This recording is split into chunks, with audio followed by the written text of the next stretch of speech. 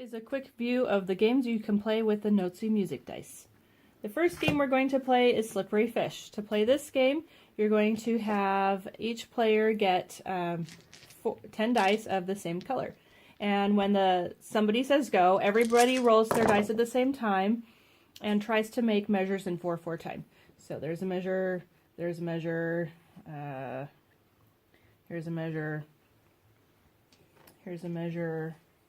This doesn't quite make a measure, so those are left over. And now that I'm done, I'm going to say slippery fish and grab the fish. And at that point, the round is over. Every player gets 1 point for every correct measure. So I would get 1, 2, 3, 4 points, plus I get 2 bonus points for grabbing the fish.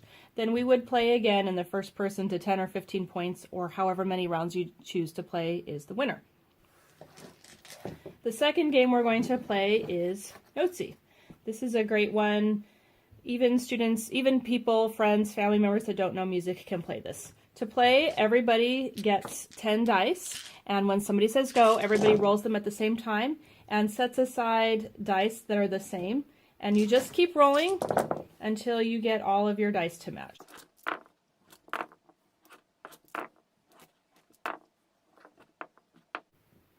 And at this point, I would call Notesy. Now, if there are any players that are behind that aren't quite done, like this player was almost there but not quite, since the player had the most dice left to get matching, they would give me 1 die, and then we would play another round. And this time, maybe I'm going to go for whole notes and keep rolling.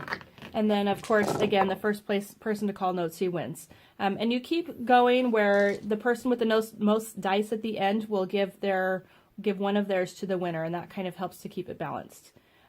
You can have every round where everybody has to roll the same type of note, or you can simply allow each player to choose the type of note.